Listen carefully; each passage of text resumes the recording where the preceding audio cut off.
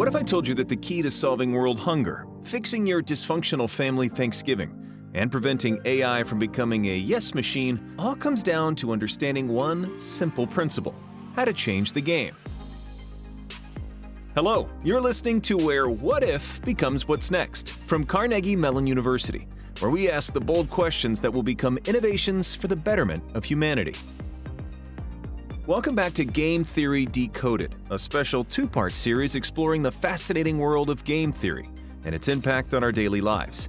I'm your host, Randy Scott, and today we're continuing our conversation with Kevin Zulman, the Herbert A. Simon Professor of Philosophy and Director of the Institute for Complex Social Dynamics at Carnegie Mellon University.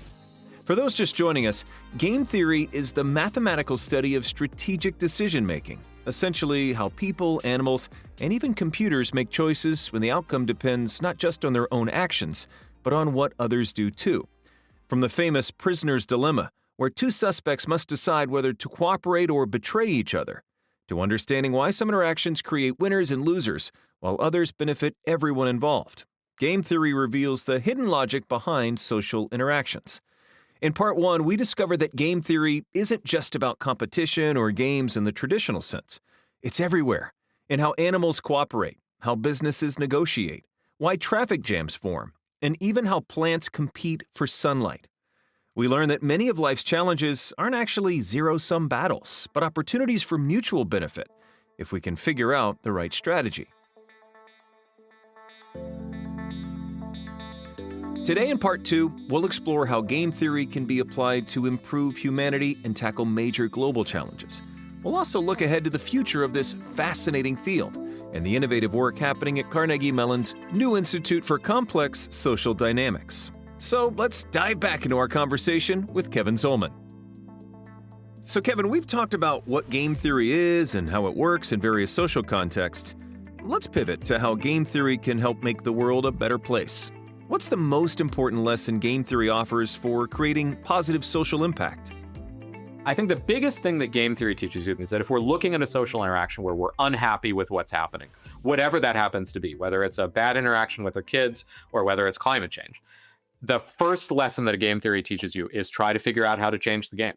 That's the fundamental thing. Like, if the game is the kind of game that leads to a bad thing, like if you're playing a prisoner's dilemma and that's a bad outcome, the best solution is to figure out a way to change the game. And that can come in many different forms, right? That can be by introducing new options that are better for both people. That's what negotiators do. They try to figure out an option that no one had thought of that's now a good option that's better for both people. Or it can be by changing incentives. So government regulations are an example of a way of changing the game. Why do we prevent price fixing? Because we don't want that to be an option. So we create regulations in order to change the game. Or creating social norms. So the economist, game theorist Elinor Ostrom, who's the first woman to win the Nobel Prize in economics, was famous for studying informal solutions to bad kinds of social interactions, like groups of fishermen in Italy or farmers in Indonesia who are dealing with water issues or anything like this. She found a bunch of ways that people created kind of social norms, sometimes called informal institutions, that changed the game, that made it more productive. So that's like number one lesson always is change the game.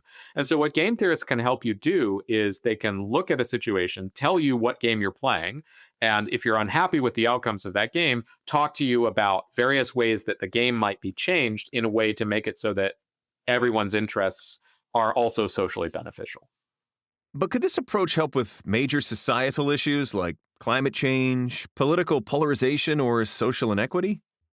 Absolutely. All of those different things. And that's a big part of it. And so one of the things that game theorists always focus on is, what are people's motivations? Why are they doing what they're doing? What do they care about? That's the fundamental question.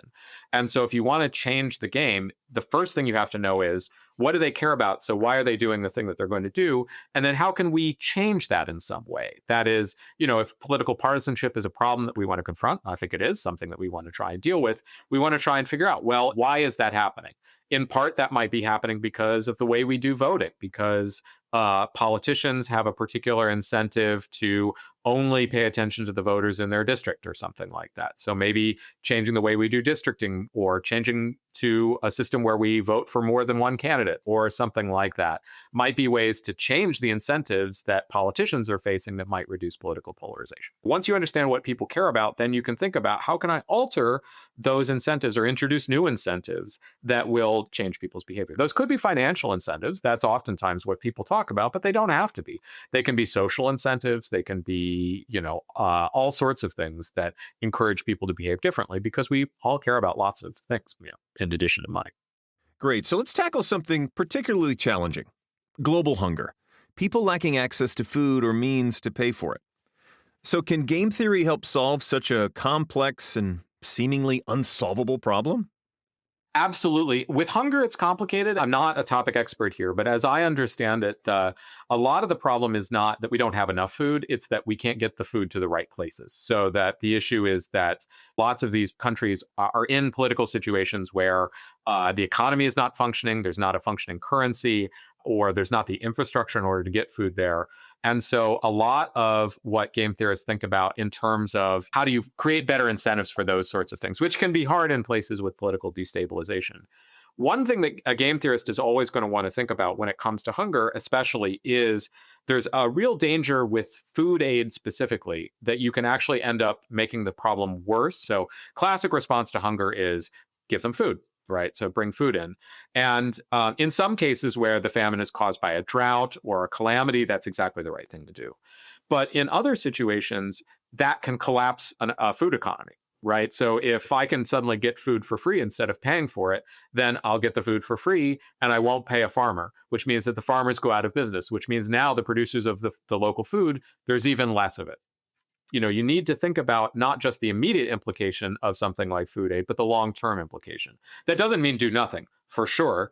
But what it means is trying to think about if the problem is that the local food economy has collapsed, how can you work to build that local food economy back up? Maybe immediately provide food, but then also figure out how you can shift that. And in some cases, the better thing is just give people money. And that would stimulate the local food economy and production? Because if you give them money, if there is food available, then they'll buy the food. That will create more demand for more food, which will create more farms, which will potentially do better. And so in some cases, we think we want to solve hunger, so we should give food. But actually, if we want to solve hunger, we should give them money or potentially something else that might be negotiable.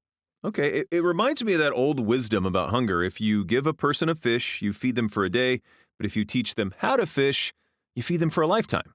Yeah, exactly. And giving them the resources. And so this way of thinking about it is that you want to always think about not just the impact that this has on the particular person, but that it has on the whole system is a very game theoretic way of thinking about it. And precisely that, you teach somebody how to fish. Not only does that mean that you no longer need to give them aid, but also the broader implication is that then potentially that means they can feed other people because now they can start producing. And so hunger is one of the trickiest, precisely because it doesn't have a single cause. In many different cases, it's caused by lots of different things. So like in the United States, when children are going hungry, it's not a problem of food availability. We have plenty of food. So bringing food aid to the United States from outside would not be a productive thing to do in the United States. Our problem is that the children don't have, or the children's parents usually don't have access to the financial resources that allow them to provide for food. And so we need to figure out how to allocate food to them, not bring in food. But in a case of a country where there's a massive drought or they're hit by a hurricane or something like that,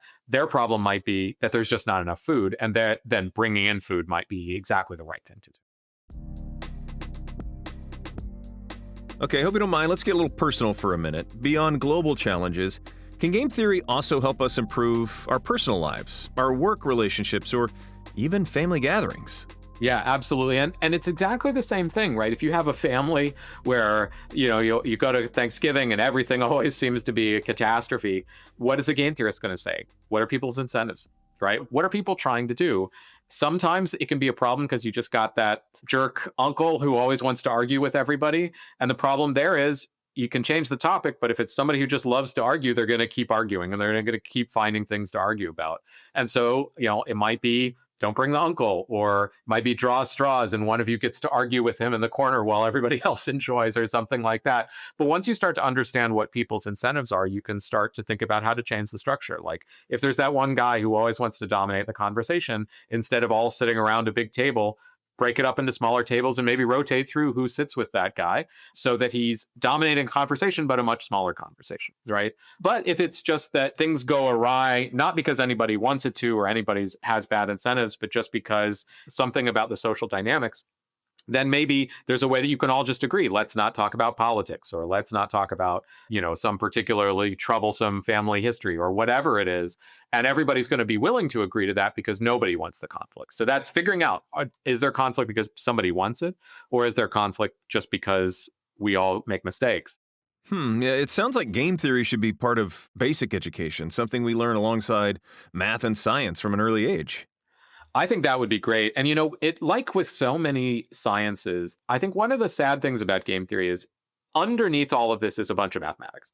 But understanding the insights doesn't necessarily require that you understand the mathematics. But because everybody who works in game theory themselves knows a ton of mathematics, a lot of the ways that it gets presented to the public is in textbooks, in mathematics courses that would be hard to teach to an elementary school student or somebody who hasn't taken a lot of math. But the insights don't usually require it. Like the math gets you to the insight, but you can oftentimes present the insight without the math or with very, very simple math.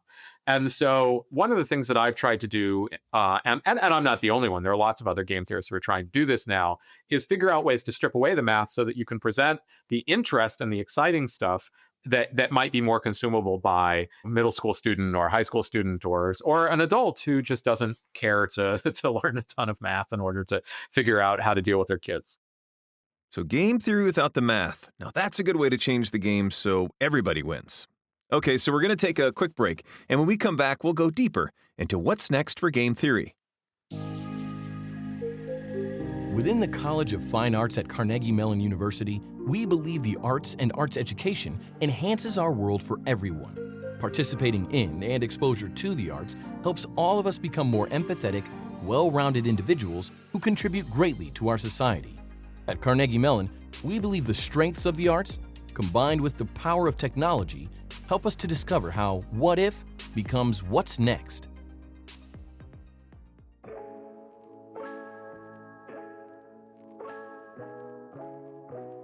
Welcome back. You're listening to Where What If Becomes What's Next from Carnegie Mellon University. We're talking with leading game theorist Kevin Zulman, a professor of philosophy at Carnegie Mellon and the director of their new Institute for Complex Social Dynamics. Kevin, let's talk about the future of game theory. You've helped launch a new institute at Carnegie Mellon. Can you tell us about that and how it bridges philosophy, math, social sciences, and technology? So the Institute for Complex Social Dynamics is a brand new institute. We started it about a year ago, and it's at CMU trying to bring together people who work on complicated social dynamics from many different perspectives. And so it brings together people from philosophy like me, the other humanities, social sciences, from technology, computer science, machine learning, engineering, business, but all who work on the same kinds of problems. Not everybody uses game theory, although lots of us do use game theory in one way or another, but there are people that study it using different tools as well. But the central idea is to try and connect together these researchers so that we can, because we're all studying the same sorts of things, but oftentimes from slightly different perspectives, and also to find ways to collaborate, because there's lots of places where really interesting research lies at the boundary between traditional disciplines. And one thing CMU has always been very effective at is trying to fill in those gaps and put people together in the right way. We've done it in many different ways, but we were seeing that it was those gaps were starting to form in this area of large-scale social interaction. And so through the leadership of the Dean of Dietrich College of Humanities and Social Sciences, Richard Shyness, we put together this new institute in order to try and bring all of those people together. And it's been a tremendous success. I mean, I must admit, I'm getting a bit overwhelmed because of how big an interest there was. We started with 5 people. We've got over 30 now. We've got people spread across almost every college. And so now we're trying to find collaborations and new things that we can do. And it's been a tremendous success. It's really, really exciting. Sure is. Let's talk some more about the frontier of game theory research. So how's game theory being incorporated with emerging technologies, such as artificial intelligence? There's so many different applications. It's really exciting. I mean, AI is a huge one.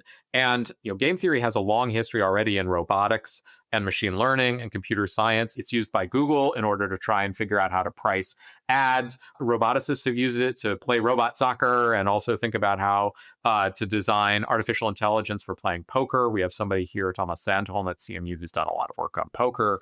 And so it's been used a lot in technology. So figuring out both how AI can use game theory, but then also the game theory of AI. So thinking about like, AI is going to start interacting with us in lots of different new ways. What are the games that AI is playing? What are the incentives behind the AI companies? How does that affect how AI develops, whether it will develop in a way that AI cooperates with us, or whether it's going to develop in a way that makes AI compete with us, or do things to try and circumvent what we want. So these are big topics that are on the frontiers of game theory and technology.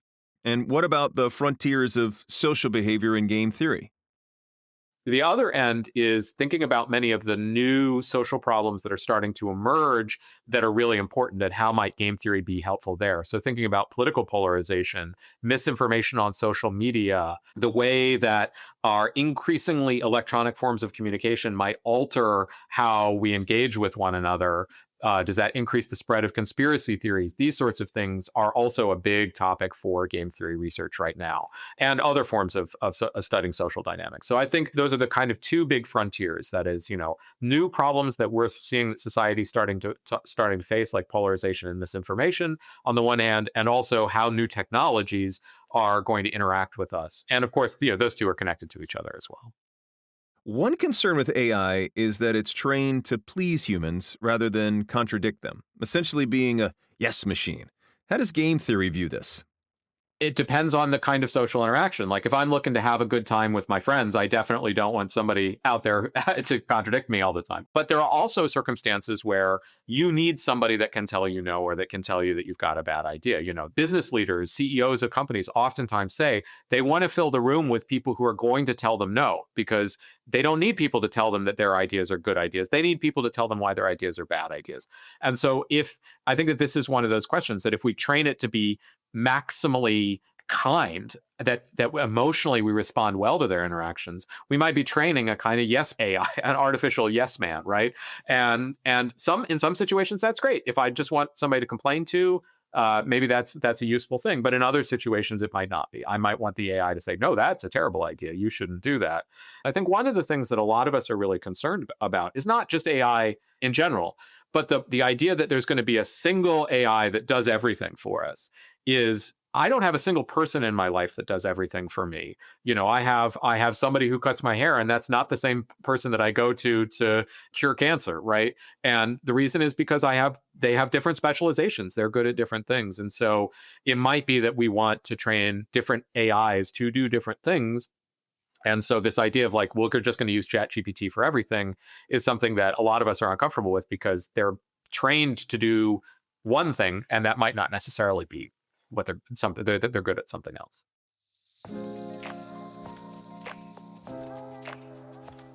So if you had a crystal ball, what's next for game theory in the next, say, 3 to 5 years?